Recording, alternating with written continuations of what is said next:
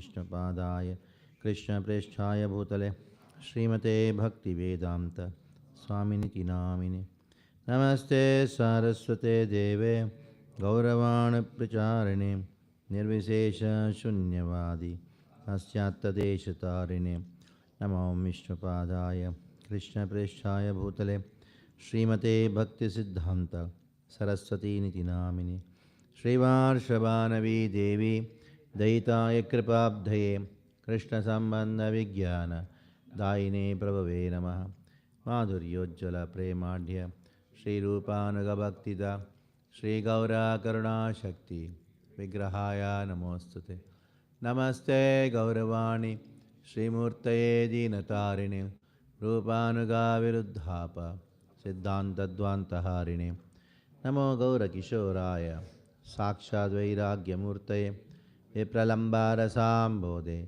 Adambujayate Namaha Namo Bhakti Vinodaya Satchidanandanamine Gaura Shakti Swarupaya Rupanugavarayate Gaura Virbhava Bhumestvam Nirdeshta Sajjana Priyaha Vaishtava Sarvabhauma Shri Jagannathayate Namaha Vancha Kalpatarubhyascha Kripa Sindhubhya Evacha Patitanam Pavanebhyo Vaishtavebhyo Namo Namaha Namo Mahavadanyaya Krishna Prema Pradayate Krishnaya Krishna Chaitanya Namne Gauratvishay Namaha Panchatattvatmakam Krishnam Bhaktarupaswarupakam Bhaktavataram Bhaktakyam Namami Bhakta Shaktikam He Krishna Karuna Sindho Deenabandho Jagatpate Gopesha Gopika Kanta Radha Kanta Namostute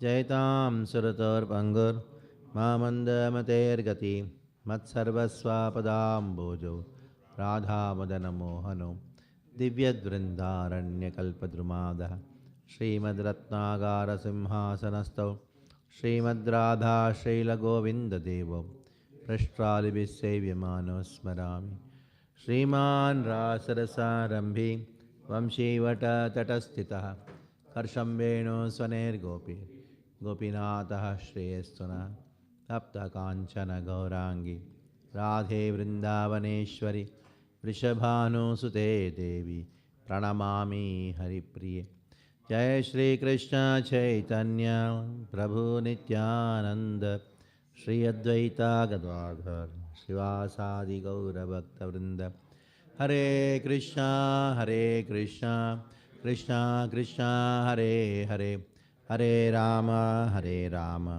Rama Rama Hare Hare.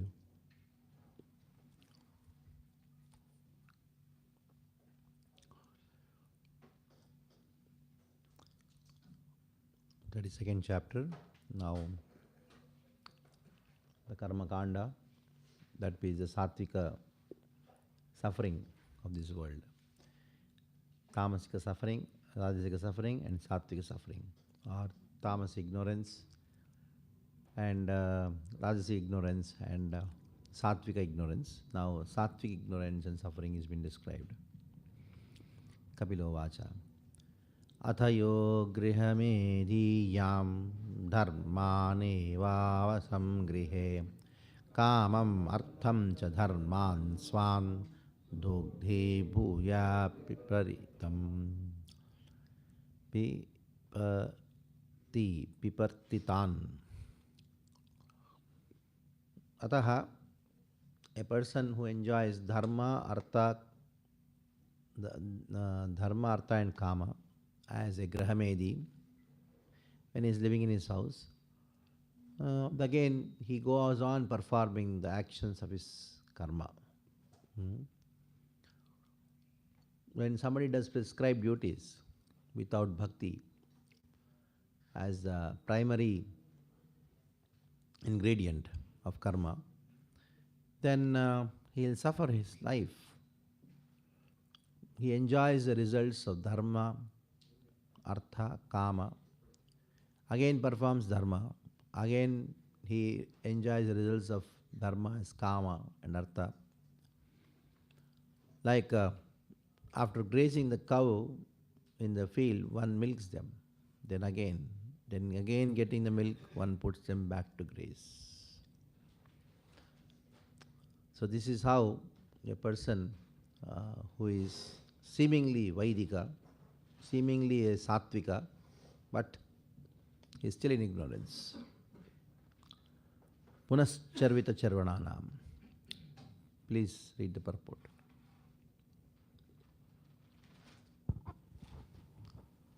There are two kinds of householders. One is called Grahmedi and the other is called the Grahastha. The objective of the Grahmedi is sense gratification and the objective of the Grahastha is self-realization. Here the Lord is speaking about the Grahmedi, or the person who wants to remain in this material world. His activity is to enjoy material benefits by performing religious rituals for economic development and thereby ultimately satisfy the senses. He does not want anything more. Such a person works very hard throughout his life to become very rich and eat very nicely and drink. By giving some charity for pious activity, he can go to the higher planetary atmosphere in the heavenly planets in his next life. But he does not want to stop the repetition of birth and death and finish with the concomitant miserable factor of material existence. Such a person is called Grihimedi. A Grahastha is a person who lives with family, wife, children and relatives but has no attachment for them. He prefers to live in family life rather than as a mendicant or a sannyasi, but his chief aim is to achieve self-realization or to come to the standard of Krishna consciousness. Here, however, Lord Kapil Dev is speaking about the Grahmedis, who have made their aim the materialistic prosperous life, which they achieve by sacrificial ceremonies, by charities and by good work. They are posted in good positions, and since they know that they are using up their assets of pious activities, they again and again perform activities of sense gratification. It is said by Prahlad Maharaj, Punas charvita charvananam.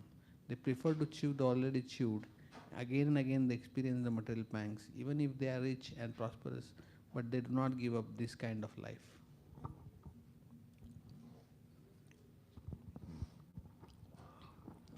So punacharvita charvananam. Sachapi bhagavad dharmat kama muda param jate kartrubir devan pitrim cha shraddhayanvitaha. So those so-called sattvikas, those who are in sattvika ignorance, those who are sattvika ignorance, what they do? Chapi bhagavad dharmat kamamuda paranmukhan. Bhagavad dharma paranmukha. Paranmukha means what? Turn our face. Paranmukha. Toward Bhagavad dharma. Why? Because of kamamudaha. They are attached to kama. Therefore, in spite of api, cha api yajate kratubhi devan, in spite of they doing kratu, yagyas, sacrifices, and they take so many vows to fulfill the desire, satisfy the demigods and pitris, they are not interested in Krishna consciousness. They are known as karma kandis. Krishna described them in the Bhagavad Gita as kamaisthaistya ratagyana prapadyante anyadevata. And also kamatmanaha swargapara janma karma phalaprada kriya vishesha bhola bhoga ishwarikatim prati. Read the purport.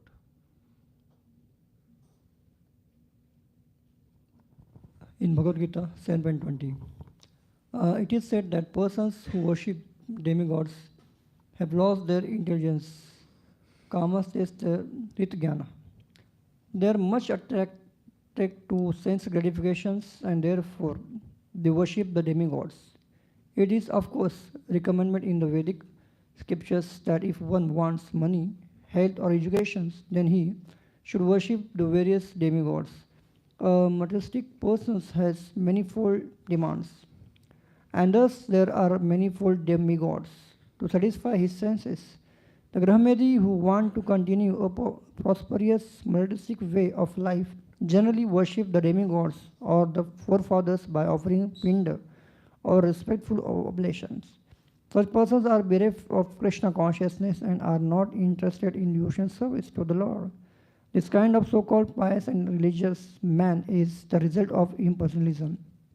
The impersonalists maintain that the supreme absolute truth has no form and that one can imagine any form like he likes for his benefits and worship in that way. Therefore, the Grahamedis or materialistic men say that they can worship any form of demigod as worship of the Supreme Lord, especially amongst the Hindus. Those who are meat eaters prefer to worship goddess Kali because it is prescribed that one can sacrifice a goat before that goddess. They maintain that whether one worship the goddess Kali or the supreme personality of Godhead Vishnu or any demigod, the destination is the same. This is a first class rascaldom, and such people are misled, but they prefer this philosophy. Bhagavad Gita does not accept such rascaldom, and it is clearly stated that such methods are meant for persons who have lost their intelligence. The same judgment is confirmed here, and the word kama mudha, meaning one who has lost his sense or is infatuated by the lust of attractions for the sense gratification, is used kama mudha. Are bereft of Krishna consciousness and devotion service and are infatuated by a strong desire for sense gratification. The worshippers of demigods are condemned both in Bhagavad Gita and in Srimad Bhagavatam. Next. Yada. Yeah.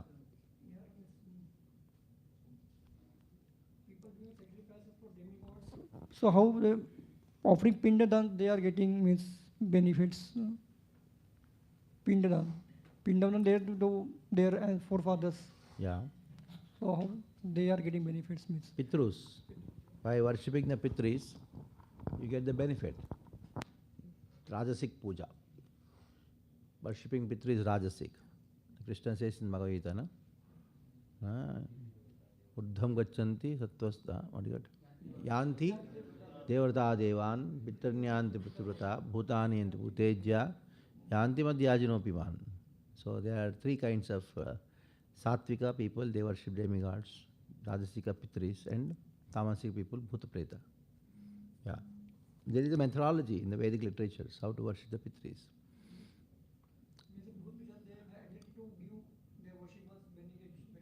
Yes, yes. If you do that, they will get benediction. Bhuta Preta Prishaj, Bhutas are there, Bhuta Ganas are there. Yada Chahindra Shayyayam. Sorry. Yeah. Tachadhada Kranta Mati Pitrideva Vratapuman Gatva Chandramasam Lokam Somapa Punasyeti. So they are so much having faith that I worship Pitru, I worship the Devata. Then I'll go to which planet? Chandramasi. Chandramasa Lokam Gatva. There what they do, they drink. And again, it's like going to bar and restaurant and coming back. I'll go to moon and then drink Somras and come back. Some Sunita Williams or something like that. You go to space and get spaced out for 9 months. So much of talk, just come back, and PM says Earth missed you and stuck in space. So much overshare. Just imagine. And you come back. Ultimately you have to come back, isn't it? You take so much effort to go up and again so much effort to come back. It's stuck up. So if you really want to go to space, these are the ways. Worship them and go and come back, drink somras and come back. Next. Yada cha indra sayyayam sete nota shano hari tada lokalayam yanti tayeta grihamedinam. So Krishna is lying down Ananta. and sleeps till the end of day of Brahma. And all these planets are attained by the adharmic householders are destroyed. Even if you think that, okay, I'll continue this existence of going up and down, after some time these planets are also destroyed. Adaloka layam yanti tayete grihamedinam. So those grihamedis would want to go to those planets. After some time, when the night of Brahma comes, there are no planets only to go. What is the use of those planets? At the end of the day of Brahma, they are all destroyed. And they are covered by water. So this is called annihilation. This is annihilation of the planets. So, read the second part of the purport.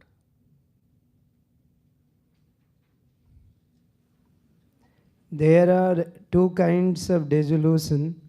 One dissolution takes place at the end of the life of Brahma. At that time, all the planetary systems, including the heavenly systems, are dissolved in water and enter into the body of Garbhodak Sai Vishnu, who lies on the Garbhodak ocean on the bed of serpents called Sesa. In the other dissolution, which occurs at the end of Brahma's day, all the lower planetary systems are destroyed. And when Lord Brahma rises after his night, these lower planetary systems are again created. The statement in Bhagavad Gita that persons who worship the demigods have lose their intelligence is confirmed in this verse. These less intelligent persons do not know that even if they are promoted to the heavenly planets, at the time of dissolution, they themselves, the demigods, and all their planets will be annihilated.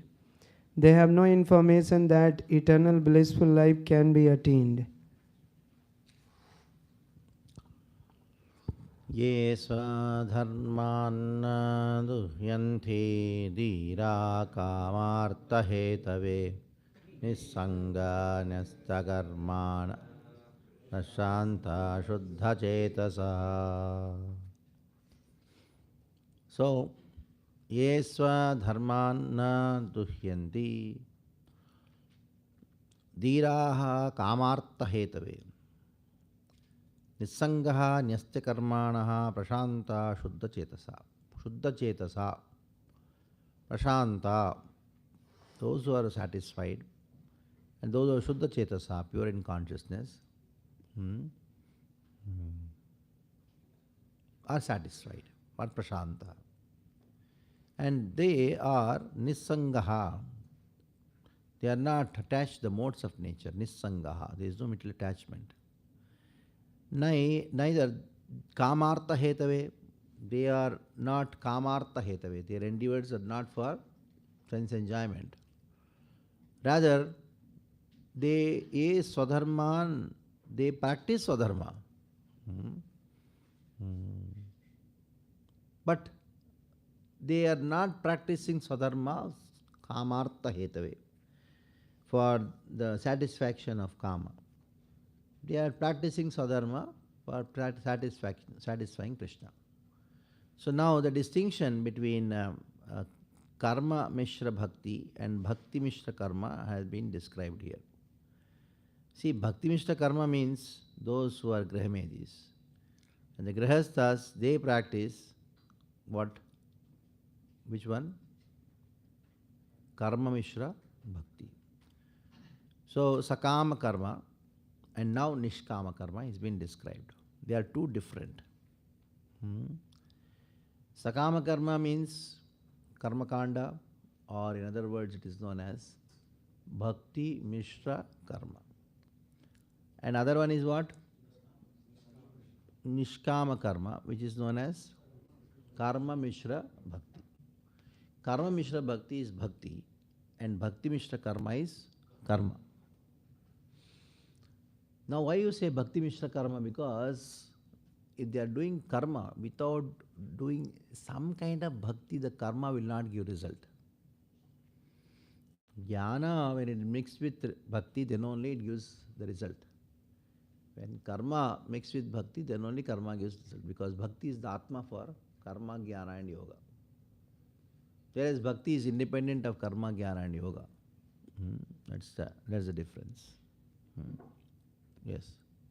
There are some karma kandi areas where people, the performance doesn't do the bhakti. They don't do bhakti. That is why they are not bhaktas. But ultimately, whichever karma you do, ultimately what do you say? Krishna Arpanamastu. It is not Ganesha Arpanamastu. Every puja, what is the end? They put tulasi and then put some water and say Krishna Arpanamastu. Right? They should chant name of Krishna, that's all. They don't know Krishna is God, nothing. But they have to do it. It is part of the karma. Why in Ganesh Puja, at the end, they chant Hare Ram, Ram Ram, Hare. And then they say Gopal Krishna Maharaj ki jai, they say. Who is that Gopal Krishna Maharaj? Definitely they don't know our Gopal Krishna Maharaj. Huh? Actually it is Krishna, Gopal Krishna. Isn't it? You heard? On any puja, it may be Navaratri, it may be anything. Kayana, Vacha, Manasendra, this have to be chanted. Then they do this thing, ultimately. After doing all the hangama, they have to come here. And then any auspicious activity, they have to do Satyanarayana Puja. Isn't it? Satyanarayana Katha. How many of you heard Satyanarayana Katha? So in that, Satyanarayana Katha is there? It is only by hearing Satyanarayana Katha, this is the benefit. By hearing Satyanarayana Katha, this is what. If you don't hear, what happens? You go to hell. If you hear, you will get this benefit. But the whole Satyanarayana Katha doesn't have Satyanarayana Katha at all. Actually, the Satyanarayana Katha which they are talking about is Bhagavatam. What has heard? Bhagavatam has gone, which is real Satyanarayana Katha. Only the Mahima is left. Yes. And then they put Satyanarayana and Puja and Halwa over. Okay. But actually, they're supposed to do 7 days Bhagavatam. Any auspicious activity, they would do Bhagavatam. That was the system. They forgot. Doing 7 days Bhagavatam, too much, isn't it? It's true. There's only one story here, small book. What is the story? The story of somebody hearing Satyanarayana Katha. And then one who has not heard what happened. What happened? That's all. But what is that thing? One who has heard Satyanarayana Katha, he will get this thing. One who has not heard Satyanarayana Katha, what is that Satyanarayana Katha? Missing. So it's missing, so you don't hear. So everybody goes to hell. After hearing that Satyanarayana Puja also you go to hell. Because you have not heard. So that Satyanarayana Katha is Bhagavatam. Got it? Sometimes the atheists, they do some karma, so they also get result. Anyway, anybody who doesn't accept Krishna as God is atheist. Yes, so why they are getting result, they don't do any bhakti or... If they are doing something, they have some Shraddha. Everything in this age of Kali is Shraddhanurupi. If they are doing, like for example, somebody is chanting Hare Krishna, and one sincere devotee is also chanting Hare Krishna. Both are same. What is the difference? One is having Shraddha in doing, other is having common Shraddha or not much Shraddha in doing it. Since he is doing, there should be some Shraddha. Otherwise, he should do something else. He will do something else, isn't it? Okay? So, my question was, like you said, karma will only give result when it has bhakti in that. So when Yeah, bhakti means one anga of bhakti. I'm not talking about pure devotional service. Some aspect of bhakti anga should be there. Chanting, worshipping. So when the atheist performs some karma, some activity, Okay? why his activity meets with success? I mean success in whatever material gains he wants, he gets that. So why is it happening? It's in karma. In his karma he gets. According to one's karma, he will get it. No? But you said only it will give result only when there is bhakti in that. When I say Bhakti karma, I'm talking about the karma kanda pujas. The karma kanda. Yeah, I'm not talking about any act of karma. Even that also he gets because it is there in his karma. May not be able to enjoy. Like for example, somebody is very successful businessman. He builds a huge business enterprise and he has a big bungalow. And then what does he do? He gets married and then he has 5 cars and many laborers and many people. And he goes to London and then comes back and gets murdered. You heard about the story now, the recent news? You don't see the news? I see the news every day. There's one merchant navy officer who was in London, went to London, and came back to celebrate his wife's and daughter's birthday, which was just 2 days apart. He loved his wife so much. And when the wife had a boyfriend, both of them got together, killed him, put him in the drum, and put cement, and then closed, concrete, buried in the drum.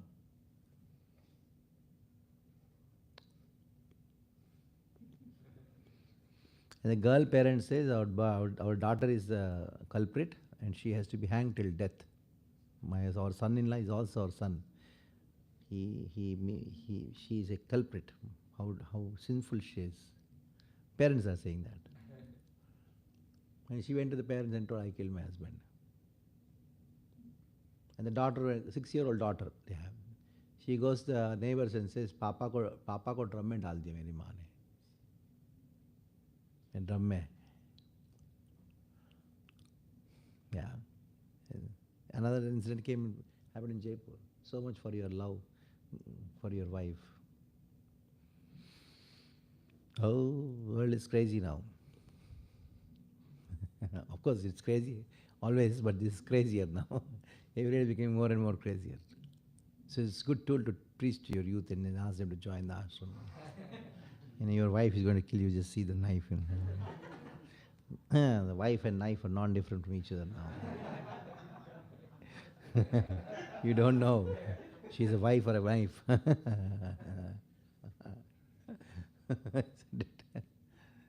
So, actually, many boys, they're so afraid to get married. That is, they want to live like Bhishma, neither join the ashram nor get married. Crazy world. Okay, next. We read the purport for 5th? Huh? No, please read the purport. The first class example of this type of man is Arjuna. Arjuna was Kshatriya and his occupational duty was to fight. Generally, kings fight to extend their kingdoms, which they rule for sense gratification. But as far as Arjuna is concerned, he declined to fight for his own sense gratification. He said that although he could get a kingdom by fighting with his relatives, he did not want to fight with them. But when he was ordered by Krishna and convinced by teachings of Bhagavad Gita that his duty was to satisfy Krishna, then he fought. Thus he fought not for his sense gratification, but for satisfaction of Supreme Personality of Godhead. Persons who work at their prescribed duties not for sense gratification but for gratification of Supreme Lord are called Niha Shangaha, freed from the influence of the modes of material nature. Nyasta Karamana indicates that the results of their activities are given to the Supreme Personality of Godhead. Such persons appear to be acting on the platform of their respective duties, but such activities are not performed for personal sense gratification. Rather, they are performed for the Supreme Person. Such devotees are called Prashantaha, which means completely satisfied. Shuddha Chetasaha means Krishna conscious. Their consciousness has become purified. In unpurified consciousness, one thinks of himself as the Lord of the universe. But in purified consciousness, one thinks himself the eternal servant of the Supreme Personality of Godhead. Putting oneself in that position of eternal servitorship to the Supreme Lord and working for Him perpetually, one actually becomes completely satisfied. As long as one works for his personal sense gratification, he will always be full of anxiety. That is the difference between ordinary consciousness and Krishna consciousness. So Arjuna, he fought the war, and that is why, if you see from one point of view, Arjuna, yat karoshi yat juhoshi dashnashi tapasya tat kurishma madarpanam. So he knew Krishna as God, and offering your results to Krishna by your work. That is what is being described here, which is known as Karma Mishra Bhakti. Ye swadharman na duhyanti dhiraha kamartha hetave. They don't, na kamartha hetave, they don't work for kamartha, his own. Like if you just see karma, some people say, Arjuna's duty is to fight, so he fought. So Duryodhana's duty is also to fight then. What is the difference? Arjuna fought for Krishna and Duryodhana fought for his own sense enjoyment. So that is the difference between karma and karma yoga. Karma and karma yoga. When you do karma for Krishna in connection with Krishna, it becomes karma yoga. If you just do karma, so the subject matter of Bhagavad Gita is not karma, it is karma yoga. Yoga means in connection with Krishna. These days people mistake that Krishna told Arjuna to fight because it is his duty to fight. So my duty is to sit in front of the computer for 6 hours, 8 hours and then do coding. As I am doing Bhagavad Gita now. I am following Krishna's order in the Bhagavad Gita. I am doing my, taking care of my family very nicely. So that's my karma. And that is what Krishna has told. Do your duty. So I am doing my duty. Why Krishna has to come and tell, do your duty? Your boss is enough to tell that. Why Krishna has to come and do your duty? No. So, next. Nivritti dharma nirata nirmama nirahankrita swadharmaptena sattvena parishuddhyena cetasa. Nivritti dharma nirata. Nivritti dharma nirata. What is the meaning of nivritti dharma nirata? The whole purpose of he doing karma is to get out of material entanglement. That is what Krishna says in the Bhagavad Gita, that one has to work, do karma for what? Sangam tektvatma shuddhayet. Yoginaha karma kurvanti. Sangam tektvatma shuddhayet. For the purpose of atma shuddhi, purification. So, one should get married for purification. One should take care of his children for purification. Not with the expectation that he's going to enjoy. Anyway, it's not there. So, that is the best, the only consciousness by which one should get married is that, oh, I should get married to get out of this.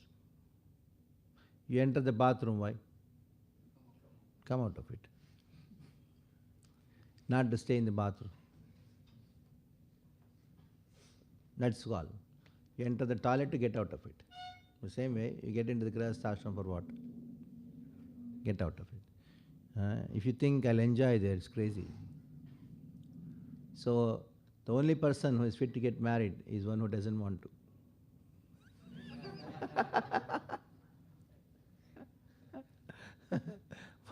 One who wants to, with great expectations, so gone. He's not qualified. So I know he's not interested. Okay, that means how do you show you're not interested? I'm just going there to come out. Like if somebody says I'm so interested, I'm just eagerly waiting to go to the toilet.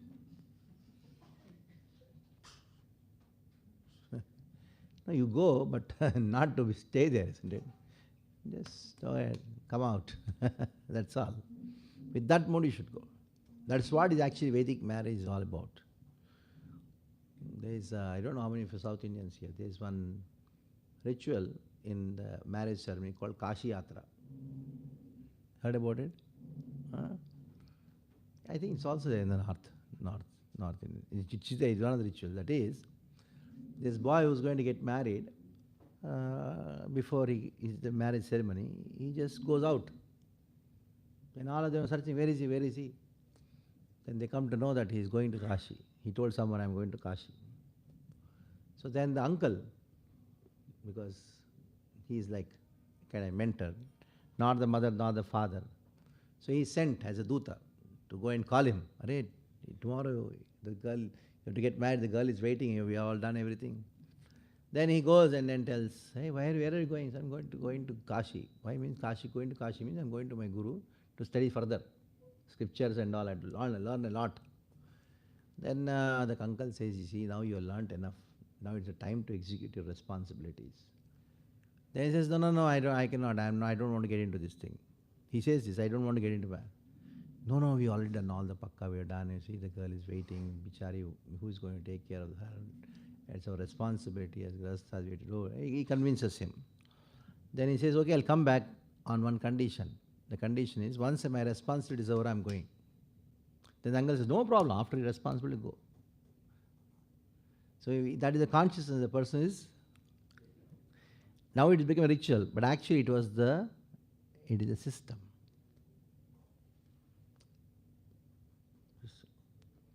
Now these days the boy himself distributes the card. I'm getting married, I'm getting married, I'm getting.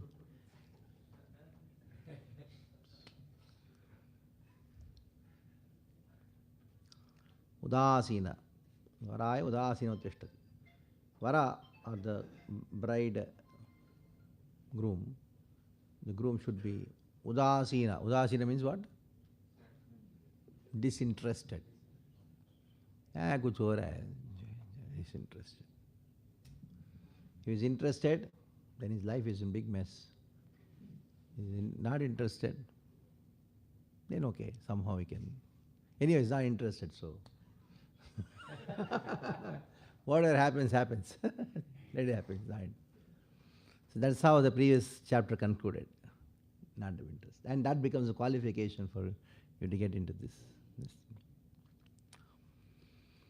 Read the purport. Here the word nivritti dharma nirataha means constantly engaging in executing religious activities for detachment. There are two kinds of religious performances. One is called pravritti dharma, which means the religious activities performed by the Grihmedis for elevation to the higher planets or for economic prosperities, the final aim of which is sense gratification. Every one of us who has come to this material world has the sense of ownership or lordship. This is called pravritti. But the opposite type of religious performance, which is called nivritti, is to act for the Supreme Personality of Godhead. Engaged in devotional service in Krishna consciousness, one has no proprietorship claim, nor is one situated in the false egoism of thinking that he is God or the master. He always thinks himself the servant. That is the process of purifying consciousness. With pure consciousness only, one can enter into the kingdom of God. Materialistic persons in their elevated condition can enter any one of the planets within this material world, but all are subjected to dissolution over and over again. Okay.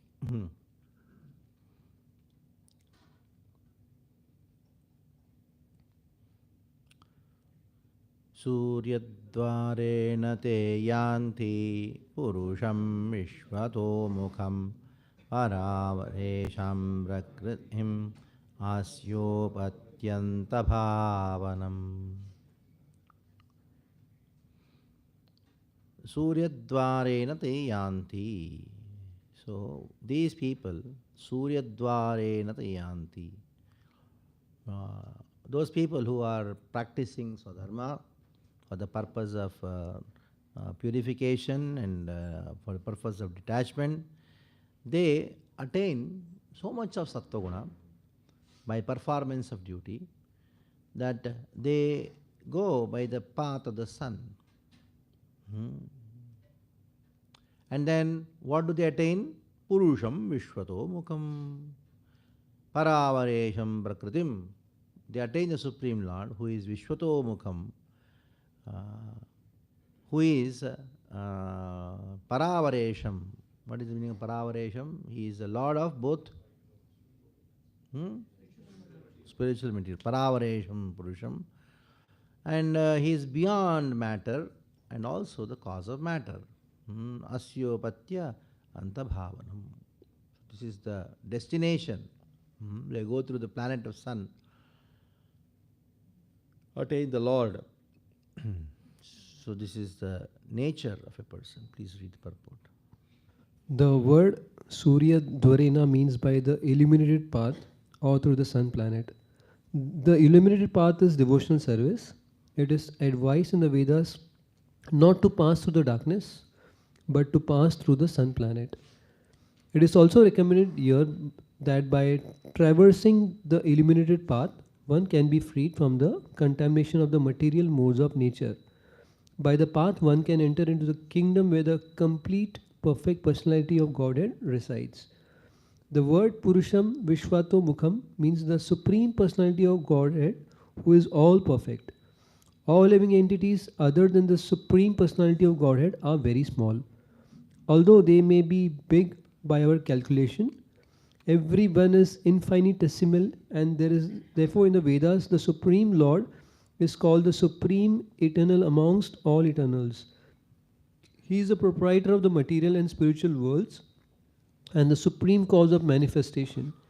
Material nature is only the ingredient because actually the manifestation is caused by his energy. The material energy is also his energy, just as the combination of father and mother is the cause of childbirth.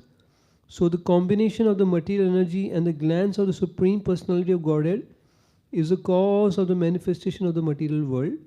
The efficient cause therefore is not matter but the Lord himself.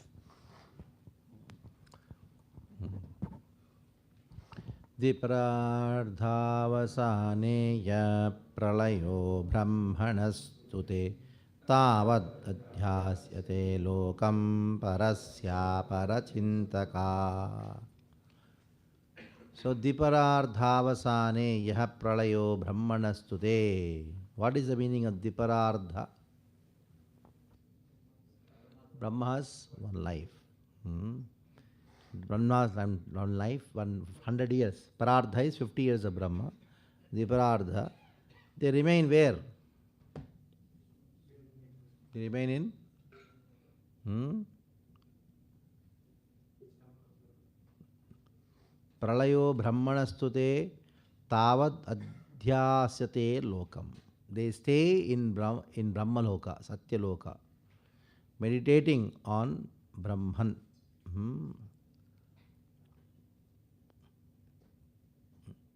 Yeah, read the purport. One dissolution is at the end of Brahma's day, and one is at the end of Brahma's life. Brahma dies at the end of two parardhas, at which time the entire material universe is dissolved.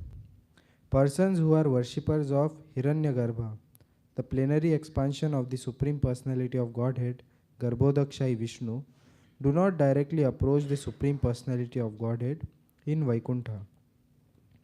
They remain within this universe on Satyaloka or other higher planets until the end of the life of Brahma. Then, with Brahma, they are elevated to the spiritual kingdom. The word Parasya Parachintaka means always thinking of the Supreme Personality of Godhead, or being always Krishna conscious. When we speak of Krishna, this refers to the complete category of Vishnu Tattva. Krishna includes the three Purusha incarnations, namely Mahavishnu, Garbhodakshai Vishnu, and Kshirodakshai Vishnu, as well as all the incarnations taken together. This is confirmed in Brahma Samhita. Ramadi Murtishu Kala Niyamena Tishtan. Lord Krishna is perpetually situated with his many expansions such as Rama, Narsimha, Vamana, Madhusudana, Vishnu and Narayana. He exists with all his plenary portions and the portions of his plenary portions and each of them is as good as the Supreme Personality of Godhead. The words Parasya Parachintaka mean those who are fully Krishna conscious. Such persons enter directly into the kingdom of God, the Vaikuntha planets, or if they are worshipper of the plenary portion Garbhodakshai Vishnu, they remain within this universe until its dissolution, and after that they enter. So they stay in the Brahmaloka, and now there in Brahmaloka there are two kinds of people. One who worships Brahma and with the Bhakti, the Supreme Lord, knowing Brahma's position as the devotee of Krishna, and others, those who don't know Krishna, but they still entered Brahmaloka. So what happens to these two kind of people is described in the next verse. That is, one group of people, they attain liberation along with Brahma. This what is described is called Krama Mukti, that you go from one planet to other planet, go to Brahmaloka, and along with Brahma you are liberated. Another group of people who are in Brahmaloka, but they have no bhakti, they will not attain the spiritual world. Okay? Evam paretva bhagavantam anupravishta. Where did we go? Yeah. Shumbham bhonalanilavyam mana indriyartha bhutadibhip parivritam pratisangji isru avyakritam mishati yarhi gunatrayatma kalam parakyam anubhutya parasvayambhu. After experiencing the inhabitable time of the three modes of material nature, known as two parardhas, Lord Brahma closes the material universe, which is covered by layers of earth, water, air, fire, ether, mind, ego, etc., and goes back to Godhead. So who goes back to Godhead? Brahma. Now along with Brahma, there are some who go along with him and some who don't go. Who are they? Next verse. Let us see next. Evam pareta bhagavantam anupravishta ye yogino jitamurunmanaso viraga tenaiva sakamamritam purusham puranam brahma pradhanam upayanti yata vibhinna. Those who are viraga, those yogis who are detached, and those who are Jita Marun Manasaha, those who have conquered the life airs and mind, and when they attain the Brahmaloka, merge with Brahma, tenaiva sakam mritam purusham, and then they merge into the Supreme Lord, Brahman, along with Brahma. Brahma pradhanam upayanti yatha abhimanaha. Taking their abhimana. What is that abhimana which they have? We are worshippers of Brahma. But those who do not have bhakti, but they don't attain liberation. Though they have entered Brahmaloka, but still they don't attain the supreme destination, but they enter the stomach of Mahavishnu. Again, when they come back, when the new creation happens, they all come back. So, read the purport of 10. By perfecting their yogic practice, yogis can reach the highest planet, Brahmaloka or Satyaloka. And after giving up their material bodies, they can enter into the body of Lord Brahma, because they are not directly devotee of the Lord. They cannot get liberation directly. They have to wait until Brahma is liberated, and only then, along with Brahma, are they also liberated. It is clear that as long as a living entity is a worshipper of a particular demigod, his consciousness is absorbed in thoughts of that demigod, and therefore he cannot get direct liberation or entrance into the kingdom of God, nor can he merge into the impersonal effulgence of the Supreme Personality of Godhead. Such yogis or demigod worshippers are subjected to the chance of taking birth again when there is again creation.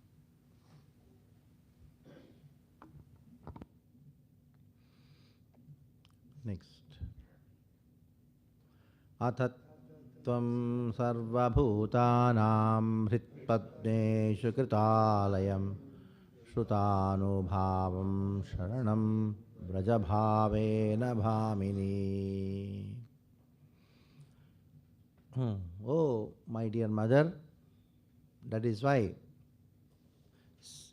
atha tam sarvabhutanam hritpadmeshu kritalayam, one who is sitting in everybody's heart, lotus of everybody's heart. So who is sarvabhuteshu, sarvabhutanam, who is there in everybody's heart? Shrutanubhavam sharanam. Take shelter. How do you take shelter? By shruta, by hearing. The process of hearing. Shrutanubhavam, by shruta, by hearing, anubhavam, you realize him. Take his shelter. Vraja bhavena bhamini. Vraja. Vraja means go. Sharanam vraja. Mamekam sharanam vraja. So, same thing what Krishna told. He says, yes, take shelter. See, bhakti is the only thing which can liberate. So, why don't you take bhakti alone? Why you want to do all the janjat? Just take bhakti. So, bhamini. Think of me. Oh, you are my son. Can I think of my son? Oh, no problem. I can think of me as your son. No problem. I have given the teachings of bhakti. So please get into the process of bhakti and realize me, realize Supreme Lord by process of devotional service, Shruta.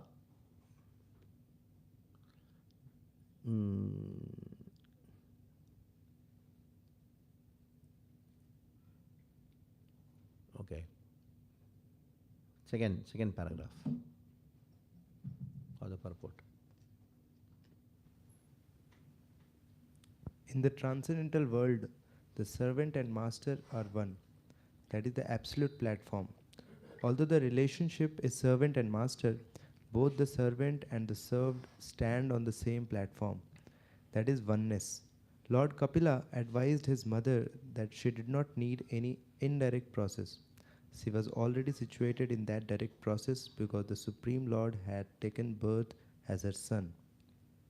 Actually, she did not need any further instruction because she was already in the perfectional stage. Kapil Dev advised her to continue in the same way. He therefore addressed his mother as Bhamini to indicate that she was already thinking of the Lord as her son. Devahuti is advised by Lord Kapila to take directly to devotional service, Krishna consciousness, because without that consciousness, one cannot become liberated from the clutches of Maya.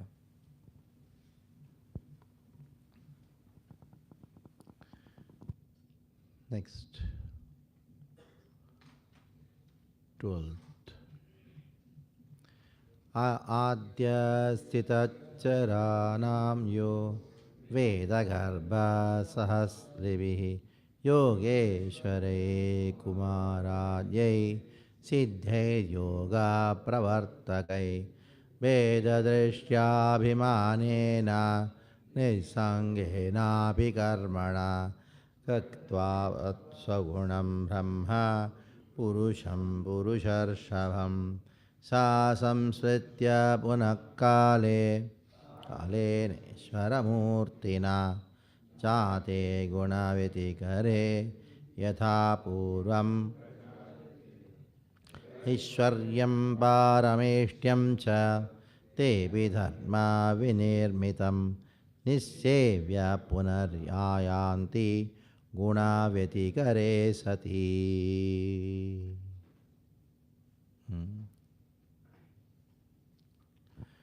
So, what happens? Adyaha, this Brahma, Stiracharanam yo Vedagarbha sa Rishibihi, What does he do? Who is the creator of all Sthirachara? What does he do? He is a knower of Vedas. He is also known as Veda Garbha. He is a knower of Vedas.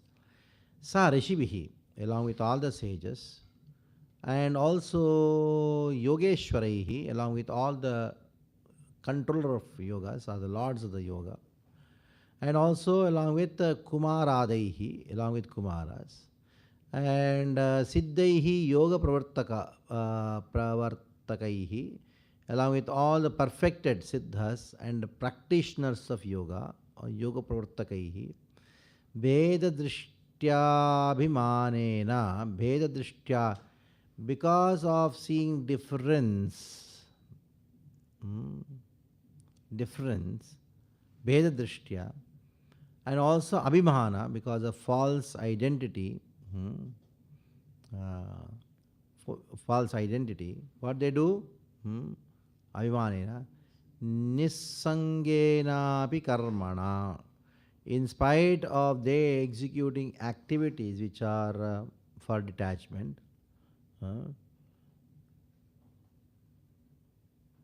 in spite of that, Kartritvat Saguna Brahman Purusham Purushashadbham Sa Samswatya Punakkale.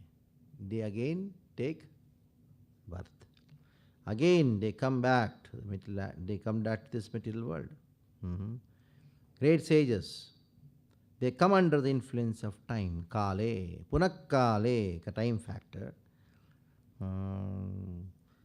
And Punakkale, Kaleneshwara Murtina Jate Guna Vetikare Yatha Purvam Prajayate. So what happens by the force of time? The Lord, who is a form of time, but born again in this world by the force of time, and they are caught in the disturbance of the modes of nature.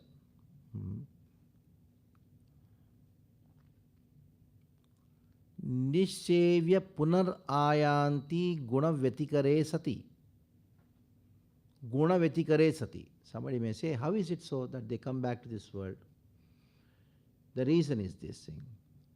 The reason is they have not attained perfection in bhakti. That is why they have not attained liberation.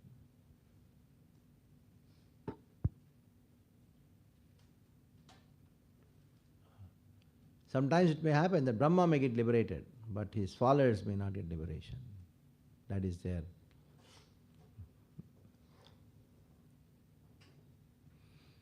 Read the purport. That Brahma become liberated is known to everyone, but he cannot liberate his devotees. Demigods like Brahma and Lord Shiva cannot give liberation to any living entity. As it is confirmed in Bhagavad Gita, only who surrenders unto Krishna, the Supreme Personality of Godhead, can be liberated from the clutches of Maya. Brahma is called here Adya Sthira Charanam. He is the original first created living entity, and after his own birth, he creates the entire cosmic manifestation. He was fully instructed in the matter of creation by the Supreme Lord. Here is called Veda Garbha, which means that he knows the complete purpose of the Vedas. He is always accompanied by such great personalities as Marichi, Kashyap, and the seven sages, as well as by great mystic yogis, the Kumaras, and many other spiritually advanced living entities. But he has his own interests, separate from the Lord's. Veda Drishya means that Brahma sometimes thinks that he is independent of Supreme Lord, or he thinks of himself as one of the three equally independent incarnations. Brahma is entrusted with creation. Vishnu maintains and Rudra, Lord Shiva, destroys. The three of them are understood to be incarnations of the Supreme Lord, in charge of the three different material modes of nature, but none of them is independent of the Supreme Personality of Godhead. Here, the word Bheda Drishya occurs because Brahma has the sight inclination to think that he is as independent as Rudra. Sometimes Brahma thinks that he is independent of the Supreme Lord, and the worshipper also thinks that Brahma is independent. For this reason, after destruction of this material world, when there is again creation by the interaction of the material modes of nature, Brahma comes back. Although Brahma reaches the Supreme Personality of Godhead as the first Purusha incarnation, Mahavishnu, who is full with transcendental qualities, he cannot stay in the spiritual world. The specific significance of this coming back may be noted. Brahma and the great Rishi and the great master of yoga, Shiva, are not ordinary living entities. They are very powerful and have all the perfections of mystic yoga. But still, they have a inclination to try to become one with the Supreme, and therefore they have to come back. In the Srimad Bhagavatam, it is accepted that as long as one thinks that he is equal with the Supreme Personality of Godhead, he is not completely purified or knowledgeable. In spite of going up to the first Purusha avatar, Mahavishnu, after the dissolution of this material creation, such personalities again fall down or come back to the material creation. It is great fall down on the part of the impersonalist to think that the Supreme Lord appears within the material body, and that one should therefore not meditate upon the form of Supreme, but should meditate instead on the formless. For this particular mistake, even the great mystic yogis or great stalwart transcendentalists also come back again when there is creation. All living entities other than the impersonalists and monists can directly take to devotional service in full Krishna consciousness and become liberated by developing transcendental loving service to the Supreme Personality of Godhead. Such devotional service develops in the degrees of thinking of Supreme Lord as Master, as friend, as son, and at last as lover. This distinction in transcendental variegateness must always be present. So they return because of not having bhakti, they think that they are the doers. And even Brahma has to come back if he is having this conception that I am the doer. That's how. So until as one is perfect in devotional service, there is no question of going on back to Godhead. If Brahma cannot do, and what to speak of his followers. Next. Yeto iha sakta manasa karmasu shraddhayanvita kurvanti apasiddhani nityanyapicha krishna saha. Nityanyapicha krishna saha. Iha asakta manasa. Somebody is attached to this world. The karma so shraddhayanvitaha, he performs karma with great shraddha. They do kurvanti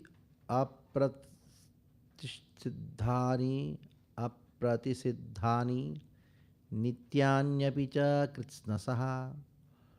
They do perform nitya karma and also some desired kamya karma. Now, what happens because of lack of bhakti? They come back to this world, again they perform kamya karma. So they go even to Brahma Loka. Brahma Loke Ravartino Arjuna. And after coming here, what they do? They do again kamya karma. Pratisiddhani kamya karma. As well as nityani, nitya karma. Three kinds of karmas are there. Kamya karma, nitya karma, and naimitya karmas.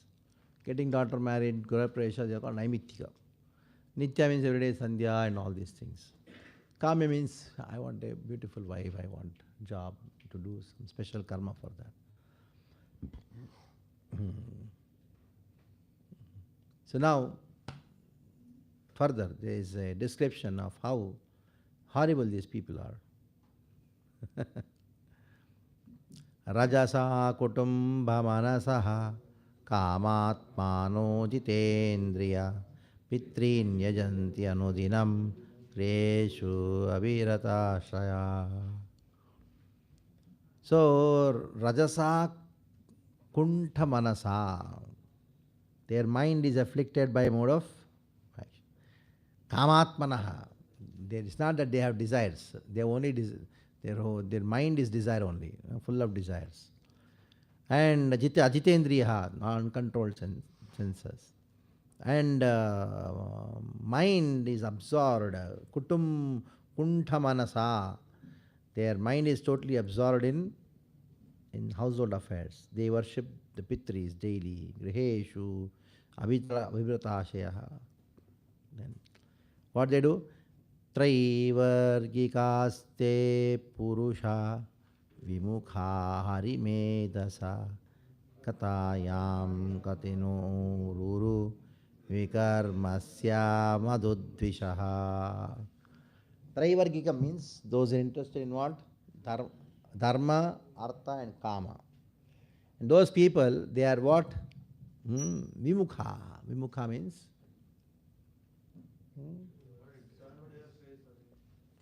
Turn their faces, averse.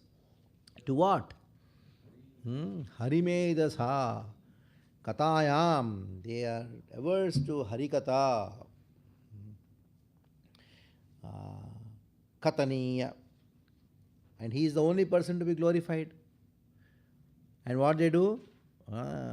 They are so much averse to him, Krishna, who is Vikramasya Madhudvishaha. He is Madhudvisha, one who is enemy of Madhu. Vikrama, all his heroic activities are the only thing which is praiseworthy, and they don't have any affection to hearing Krishna Katha. So that is their condition.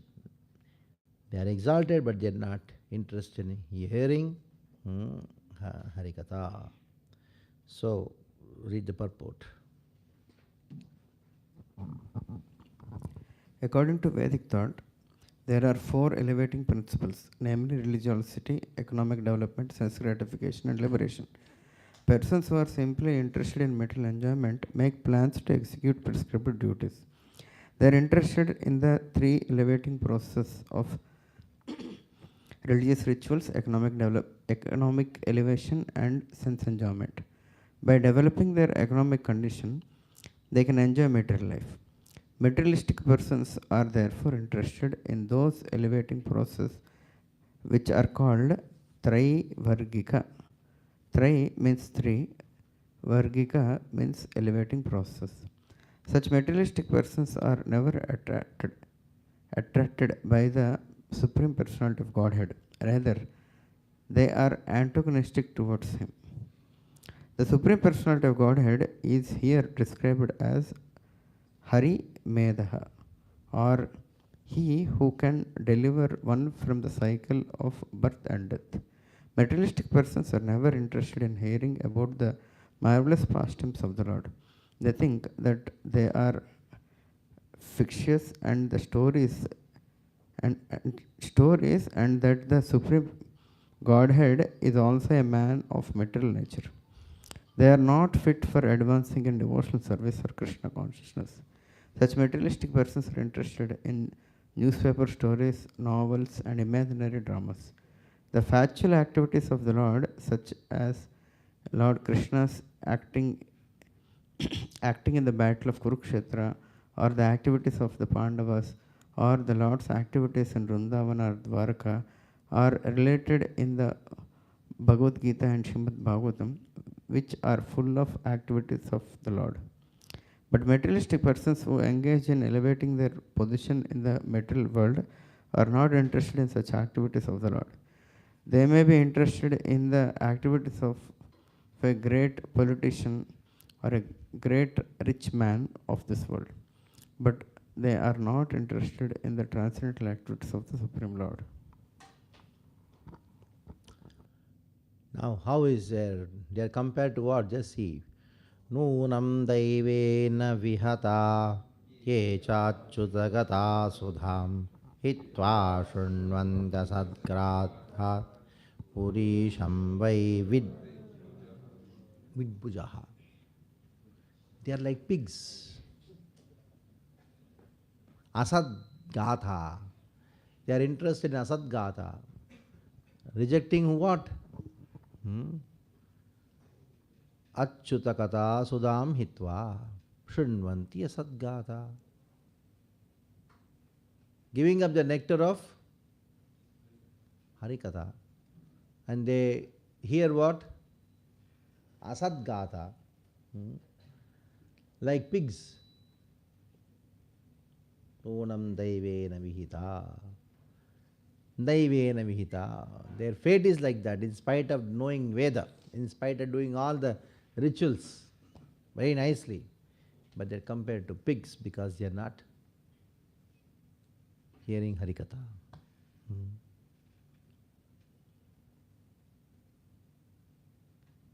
They want to enjoy nectar.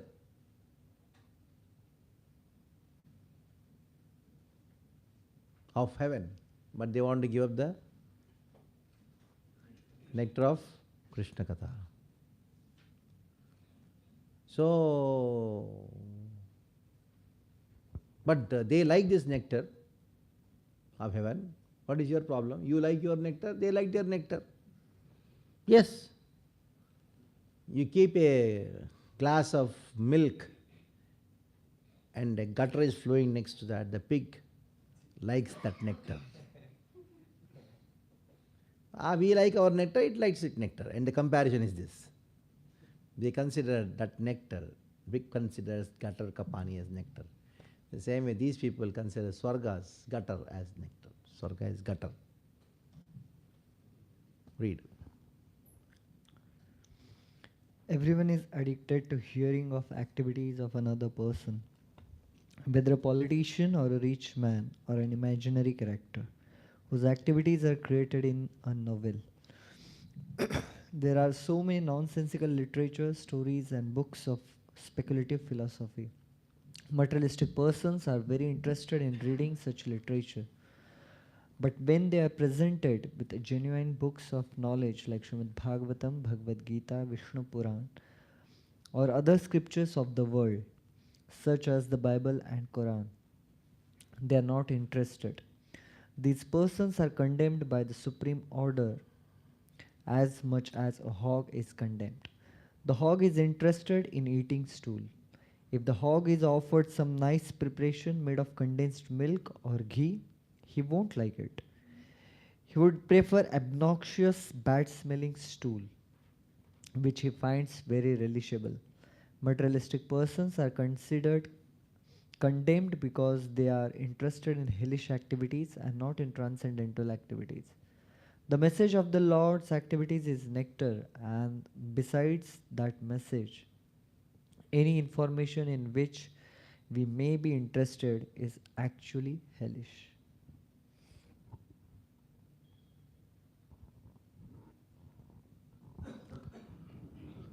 Next. Dakshinena bataramyana pitrilokam rajanti te prajam anu prajayante samshananta kriyakrita. So they perform all the ritualistic activities, perform spiritual duties from impregnation to death, that is scriptural duties of sanskaras. They do all the sanskaras and they go to Pitruloka, Prajam Anu Prajayante. Where do they go? Samshananta Kriyakritaha. After doing all these things, they go to the southern Dakshinayana and they reborn again in the same families. They are born in the same family. Prajayante. After performing all the sanskaras. In spite of all the performance of sanskaras, they are again born in the same family. Tataste kshena sukrita punarlokam mimam sati pratanti vishvat evai sadhyo vibhramsito dhyata. So after they are exhausted. Tataste kshina sukruta. Kshine punye. They fall down to the earth. Punarlokam imam sati. Patanti vivasha devaihi. patanti vivasha devaihi. The devatas kick them, fall down again. Sadhyo vibramsito. And their enjoyment is destroyed by their own fate. Next. Tasmatvam sarvabhavena bhajasva parameshtinam tad gunashayaya bhaktya bhajaniya padambujam. Now he concludes one section saying that Ataha, that is why. What you should do? Sarvabhavena. What you should do? Worship? Sarvabhavena. You should worship whom? Krishna. And why you should worship him? Because he is bhajaniya. He is the only object of worship. How do you worship? By bhakti. By bhakti. Arey, why I should worship him by bhakti? Because tad gunashraya. Because he is full of so many attractive qualities. So naturally you will perform bhakti. Naturally you will love him. That is why you worship him. After talking about those who are nivritta karma, Kavila talks, said that you should surrender. Then after describing about those who are pravritta karma, means those who are into karma kanda, Krishna, Kabila says, my dear mother, either you practice that nivritta karma or pravritta karma, means nivritti marga, pravritti marga, both you give up. Just worship Krishna with devotion. Those are pravritti margas, nivritti margas, they go to Brahmaloka and again come back. And those who are pravritti marga, what they do? They go to Pitraloka and other lokas, Swarga, and again they come back. So give up. Just surrender. Just worship the Supreme Lord. Sarvabhavena, with complete mind. Bhajaniyam. You just worship him for the sake of worshipping. That's all. By bhakti. And why you should do that? Because he is full of auspicious qualities. How? Like a honeybee is attracted to the lotus.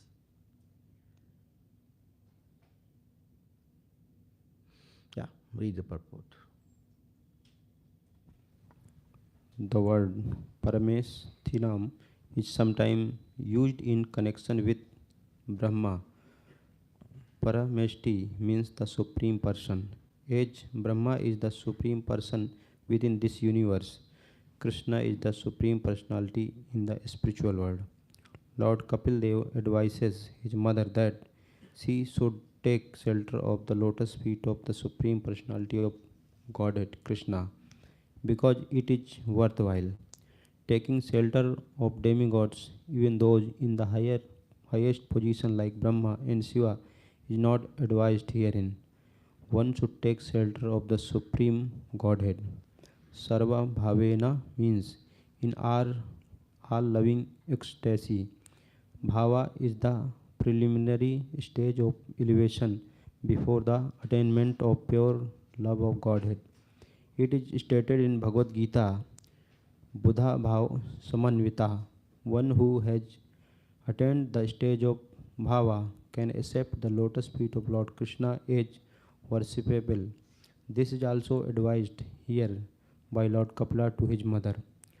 Also significant in this verse is the phrase Tat Gunasraya Bhaktya. This means that discharging devotional service onto Krishna is transcendental. It is not material activities. This is confirmed in Bhagavad Gita. Those who engage in devotional service are accepted to be situated in the spiritual kingdom. Brahma Bhuyaya Kalpate. They at once become situated in the transcendental kingdom. Devotional service is in full Krishna consciousness is the only means for attaining the highest perfection of life for the human beings. This is recommended herein by Lord Kapila to his mother.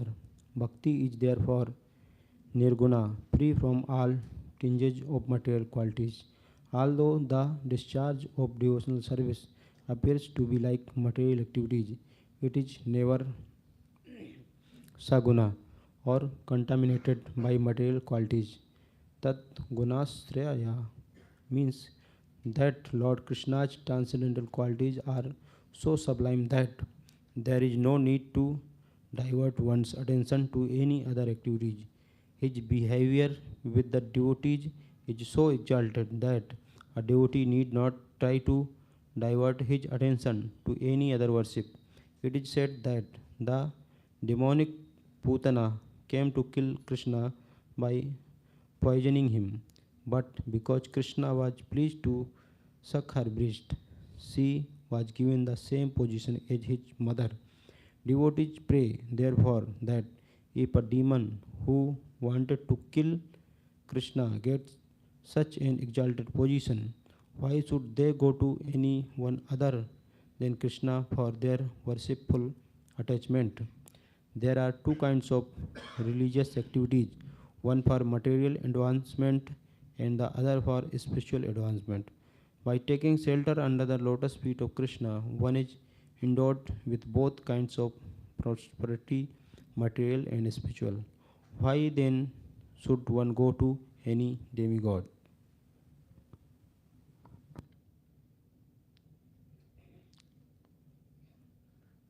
वासुदेवे Bhagwati भक्ति योगा प्रयोजितः जनयत्यासु वैराग्यम ज्ञानम च ब्रह्मदर्शनम.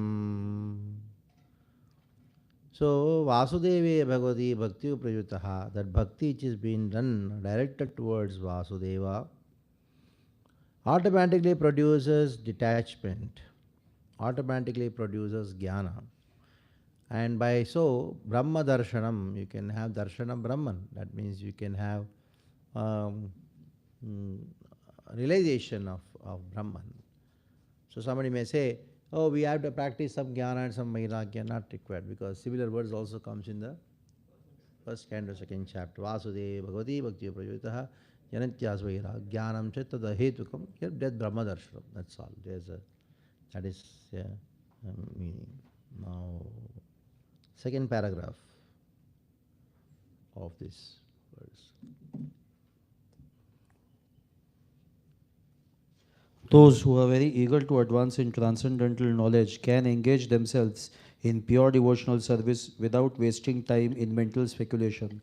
For arriving at the positive conclusions of knowledge in the absolute truth, the word Brahma Darshanam is significant in this verse. Brahma Darshanam means to realize or to understand the transcendence. One who engages in the service of Vasudeva can actually realize what Brahman is. If Brahman is impersonal, then there is no question of darshanam, which means seeing face to face. Darshanam refers to seeing the Supreme Personality of Godhead, Vasudeva. Unless the seer and the seen are persons, there is no darshanam. Brahma darshanam means that as soon as one sees the Supreme Personality of Godhead, he can at once realize what impersonal Brahman is. A devotee does not need to make separate investigations to understand the nature of Brahman. Bhagavad Gita also confirms this. Brahma Bhuyaya Kalpate. A devotee at once becomes self-realized soul in the absolute truth.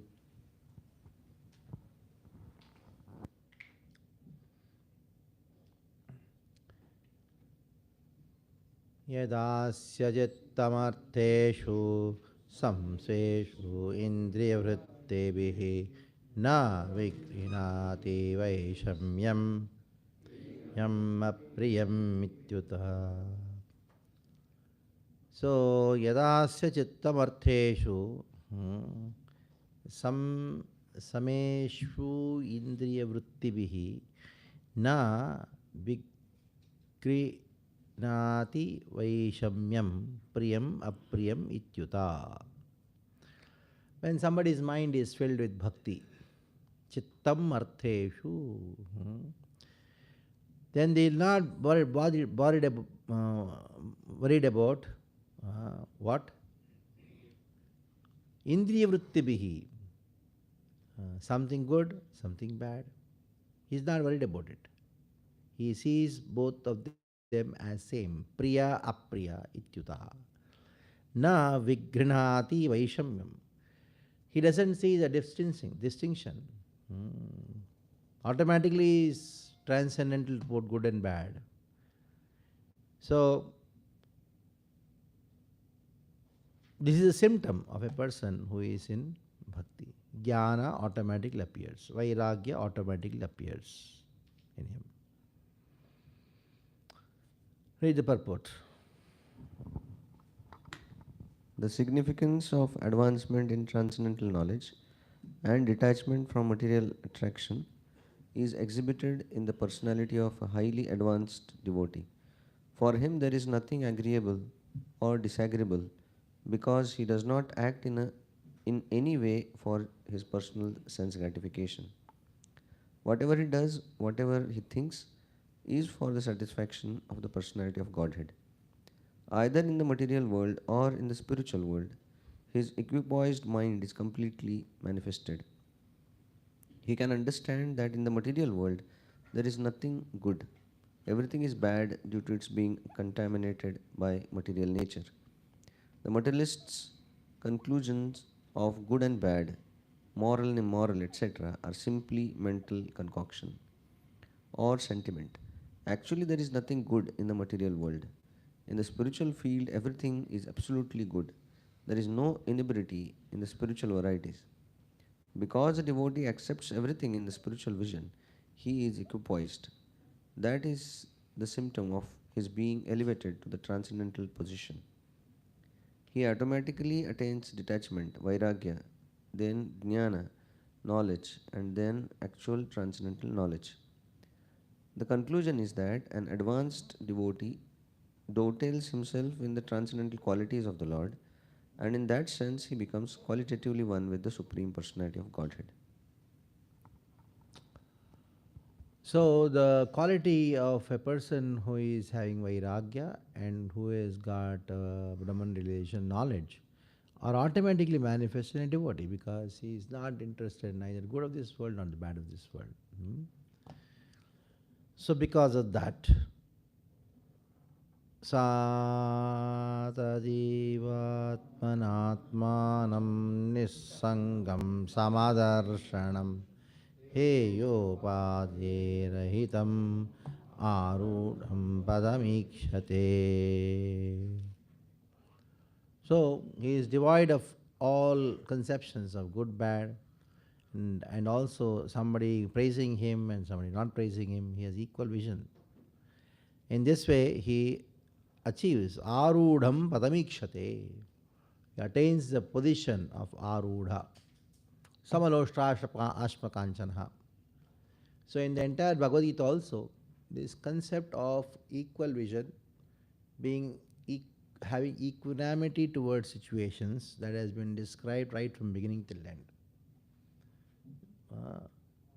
Matra sparshascha konteya sidosha sakudakada aganamapayinutya sthanditikshisva bharata. Again, in the middle, na pravrshet priyam prapya no dvijet prapya cha priyam. Ultimately, Brahma buddha prasannatma na sochate na kanchati samam sarveshu bhude. Every chapter practically has this, that how you have to have equanimity with matter, tatastha matter.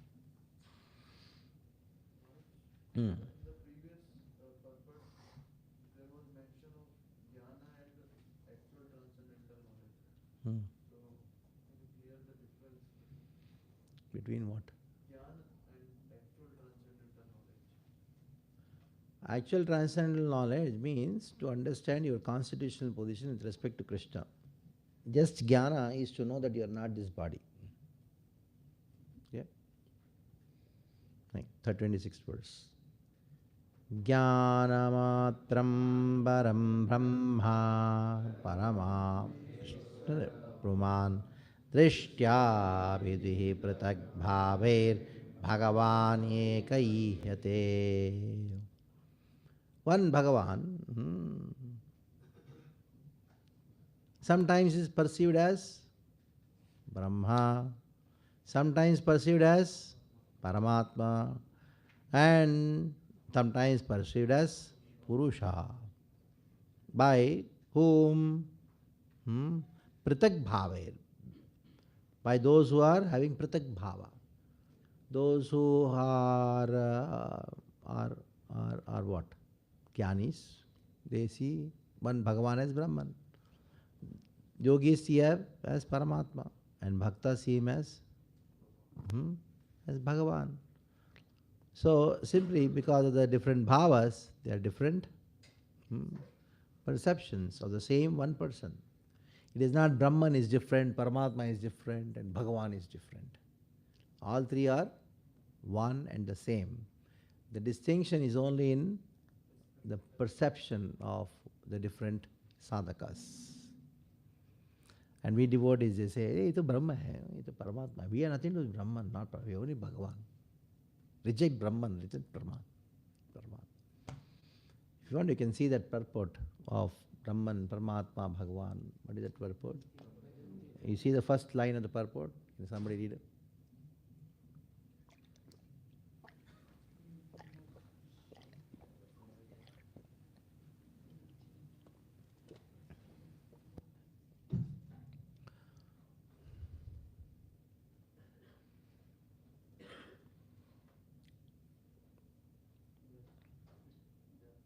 Yeah. The absolute truth is both subject and object. Ah. And there is no qualitative difference there. Therefore, Brahman, Paramatma and Bhagavan are qualitatively one and same. ठीक है? Hey, I thought, hey, it's Brahman, it's Brahmavadi, Mayavadi. Hey, it's Yogi, Paramatma, Paramatma. We want Bhagavan. As if there are three different things. No, they are one and the same. The distinction is in realization. Partial realization of Bhagavan is called Brahman and Paramatma. Yes. This means that Brahman also has Ananda. Brahman has Ananda, but those who are perceive absolute truth as Brahman, they don't get Ananda.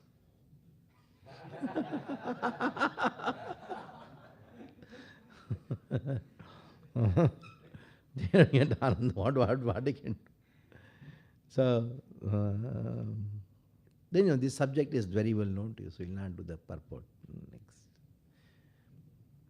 Etavanyeva yogena samagreneha yoginaha yunjate vimato yarto yad asangastu kritsnasaha.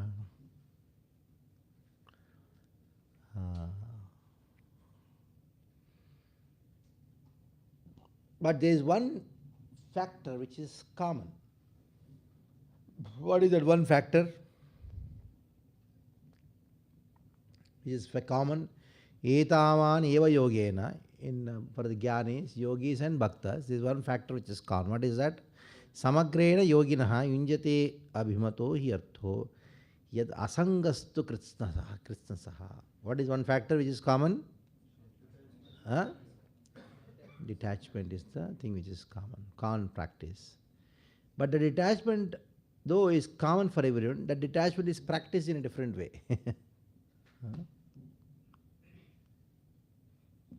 Next. Jnanamekam varachinir indriyir brahma nirgunam avabhyadyartharupena Ranyanta Shabdadi Dharina Dharmina. So Jnanamekam Parachinair. Brahman has consciousness alone, which is Nirgunam Indriyair Brahma Nirgunam. It is Nirgunam. Avabhatyartharupena Bhrantya Shabdadi Dharina.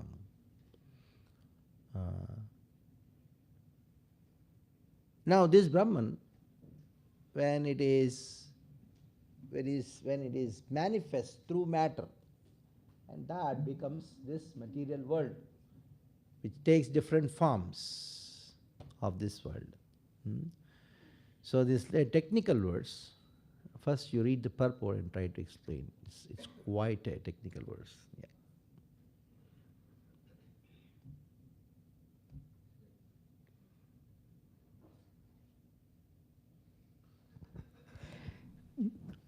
The Supreme Absolute Truth, the personality of Godhead is one, and He is spread everywhere by His impersonal feature.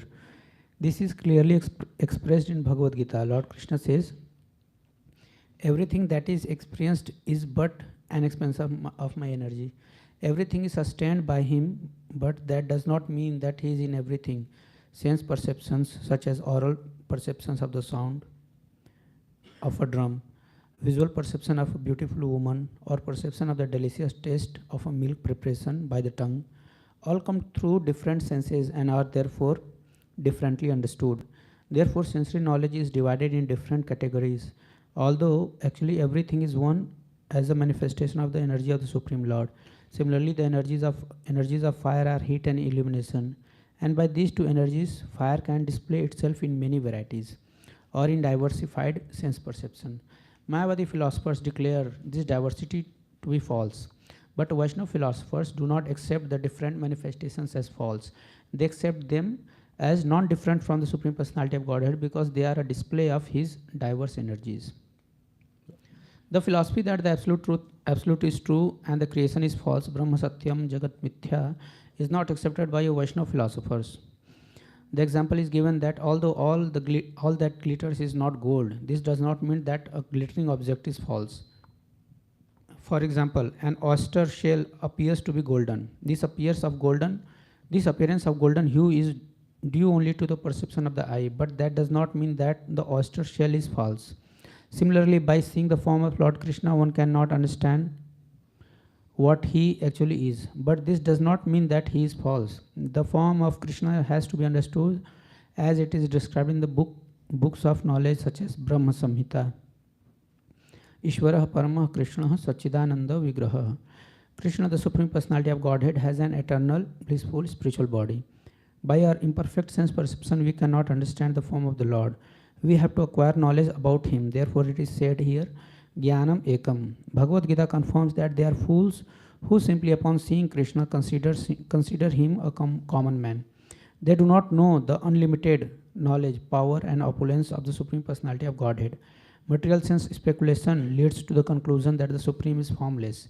It is because of such mental speculation that the conditioned soul remains in ignorance under the spell of illusory energy. The Supreme Person has to be understood by the transcendental sound vibration vibrated by Him in Bhagavad Gita, wherein He says that there is nothing superior to Himself. The impersonal Brahman effulgence is resting on His personality. The purified absolute vision of Bhagavad Gita is compared to the river Ganges. Ganges water is so pure that it can purify even the asses and the cows. But anyone who, disregarding the pure Ganges, wishes to be purified instead of filthy water flowing in a drain cannot be successful. Similarly, one can successfully attain pure knowledge of the Absolute only by hearing from the pure Absolute Himself. In this verse, it is clearly said that those who are averse to the Supreme Personality of Godhead speculate with their imperfect senses about the nature of the Absolute Truth. The formless Brahman conception, however, can be received only by the oral reception and not by personal experience. Knowledge is therefore acquired by oral reception. It is confirmed in the Vedanta Sutra, Shastra Unitvat. One has to acquire pure knowledge from the authorized scripture. So-called speculative arguments about the Absolute Truth are therefore useless. The actual identity of the living entity is his consciousness, which is always present while the living entity is awake, dreaming, or in a deep sleep. Even in deep sleep, he can perceive by consciousness whether he is happy or distressed. Thus, when a consciousness is displayed through the medium of the subtle and gross material bodies, it is covered. But when the consciousness is purified in Krishna consciousness, one becomes free from the entanglement of repeated birth and death. When uncontaminated pure knowledge is uncovered from the modes of material nature, the actual identity of the living entity is discovered. He is eternally a survivor of the Supreme Personality of Godhead. The process of uncovering is like this. The rays of sunshine are luminous and the sun itself is also luminous. In the presence of the sun, the rays illuminate just like the sun. But when the sunshine is covered by the spell of a cloud or by Maya, then darkness, the imperfection of perception, begins. Therefore, to get out of the entanglement of the spell of nescience, one has to awaken his spiritual consciousness or Krishna consciousness in terms of the authorized scriptures. So now, if you see the words, Jnanamekam Parachiner Indriyer Brahmanirgunam Avabhatyartharupena. So Brahman, it manifests as matter because of Maya. So this is called Avabhati. This is called Vivartavada. Vivartavada means the theory of illusion. So the theory of illusion, it says that you are walking on the street and you see a snake. And you are afraid. Why is the fear is there? Because you were illusion. There is no snake. So once the illusion is gone, then there is no fear. So that is why this world is mithya, it is illusion. There is no snake, you are thinking it is snake. There is no bottle, you are thinking the bottle is there, that is the bottle is there. There is no body, you think there is a body, that is why it is illusion. So that is why they say Brahma Satyam Jagat Mithya.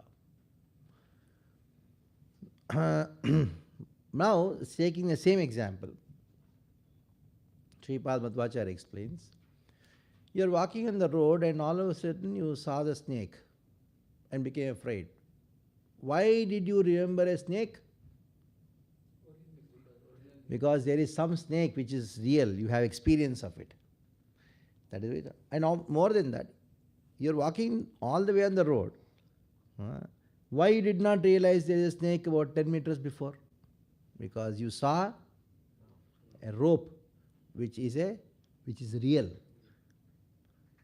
So illusion is illusion, but illusioner is real.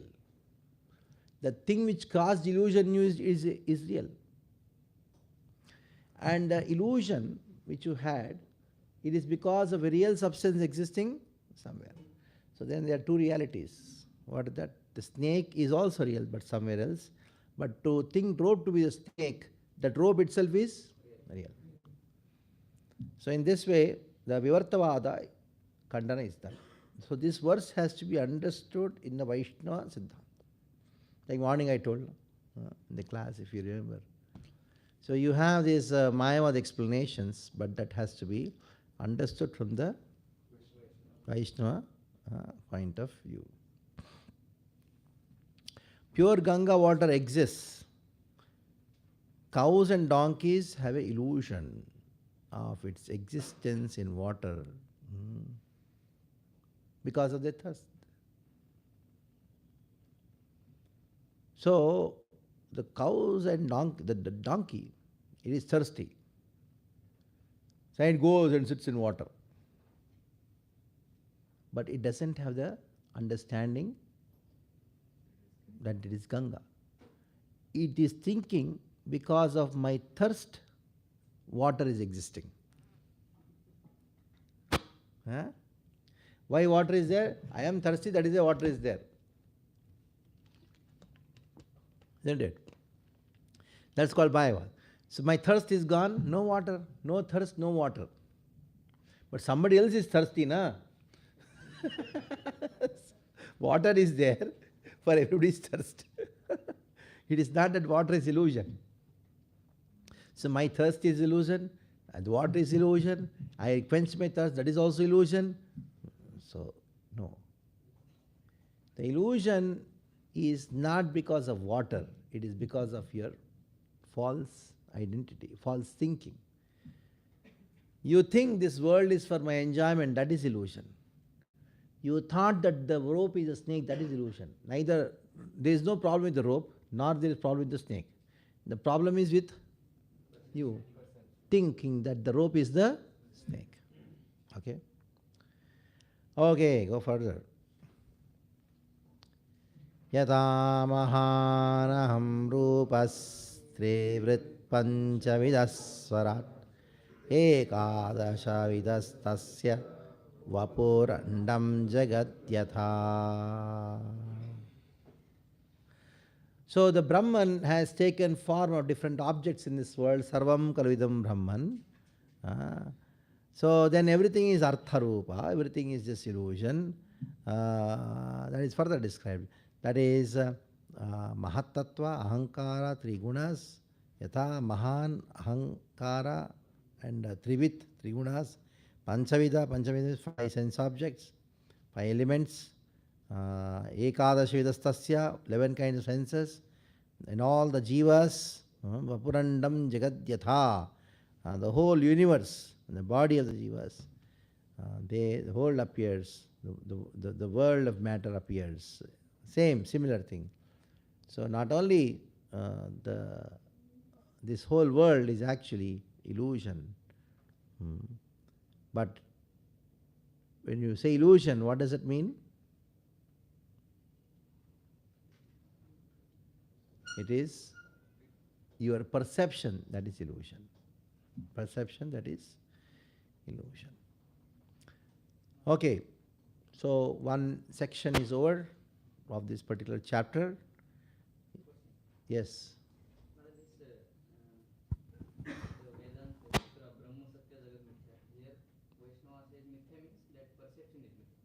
Yeah, perception is mithya. So your perception that Brahman has transformed into this world, that is known as Brahma Parinam Vada. The Brahman has reflected in this world, that is known as Pratibimba Vada. Brahman has created an illusion in you, that is known as Vivarta Vada. So these 3 Vadas, Brahma Parinam Vada, and then Vivarta Vada, and then there is Pratibimba Vada. Of course, another one is Paricheda Vada, the Drishti Shrishti Vada. So many varieties of ignorance are there. So I don't want to give a lot of ignorance to you. And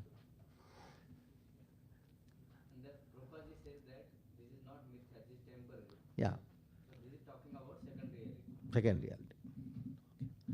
So we take leave now, and then tomorrow, yes. So page 28, this is, as you were saying, it is sort of Maya. Yes. That is why you have to know the Vaishnava conclusions. If you just read the translation,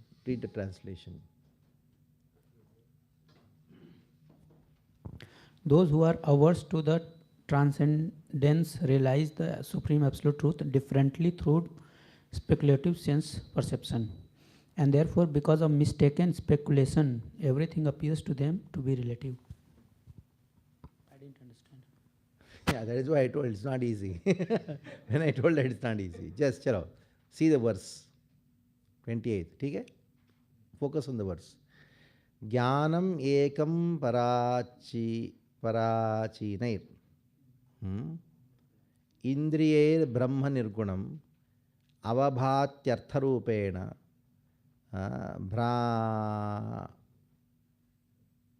Brantya Shabdadi Dharmina.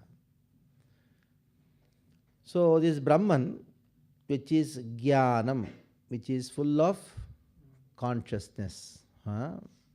And what is other quality? Nirgunam, it has no qualities. And then Avabhati Artharupena. Avabhati means what? Appears. Appears as this world. Avabhati Artharupena. And in this world it takes forms. What are the forms? Shabdadi Dharmina. Shabda means sound, then form, taste. In this, they take these different forms. That means the world is Brahman, becomes this world. That is why the Upanishads say what? Sarvam Khalvidam Brahman. Now, Brahman is transforming into this world called Brahma Vivartavad. Brahma Parinamvad. Brahman, when you misperceive or illusion, it creates illusion, that is called Vivartavad. Brahman covered by Maya breaks Brahman, that is called Parichedvad. Brahman reflects on Maya, that becomes Pratibambavad, isn't it? So, the word Avabhati, if you see from Mayavad point of view, it refers to these four. What are they? Vivartavad, Parichedvad, Pratibambavad, or Brahma Parinamvad. But our philosophy is Brahma has potency. Krishna, Bhagavan, Absolute Truth has potency. The potency transforms into this world. That is why the first paragraph, last line, what is there? Purport.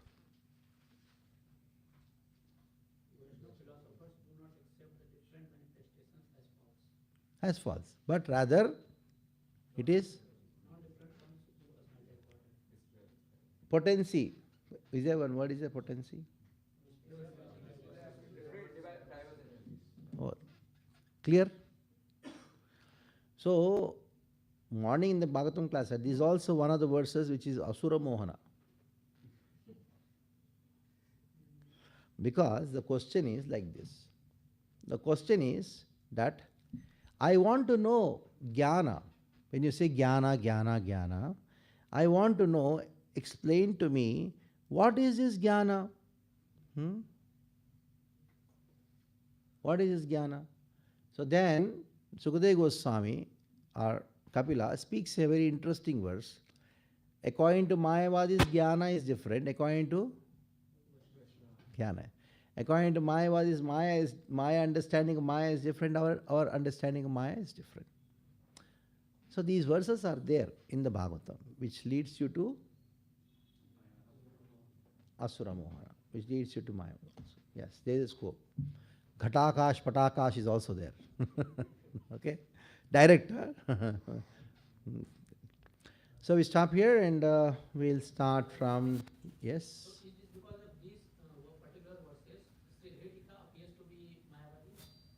Who appears to be? Appears to be, yes. Yeah, it is not Mayavad. Appears. He in the purport also he mentions certain things like that to attract. Appears to be Mayavad. So not, it's not.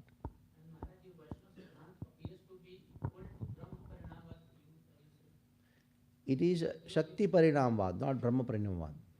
Mayavadi says this Brahman, it transformed in this world, so no Brahman. No, this world is Brahman. Puja karo. Vishwamurti ka puja karo. Vishwarup ka puja karo. No Bhagavan now.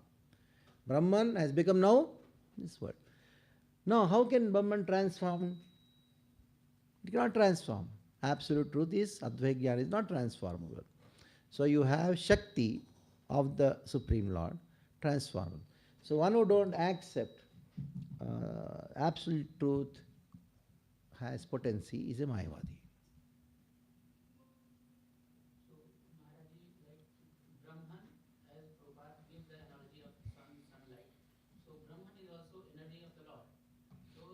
That is because you have not studied Mayavad, you are telling like that. If you had studied Mayavad, you would not use this word energy at all. Prabhupada said, and you are repeating it. So you are a Vaishnava. You don't have ignorance. So it's very difficult to understand ignorance. Isn't it? One who had jaundice can understand what is jaundice. One who did not have jaundice, and if he tries to speak what jaundice is, he may say, it's yellow, that happens, but actually he doesn't know what it is, isn't it? So you are a pure person. First introduction of philosophy is that of Vaishnava philosophy, isn't it? But I was not that person.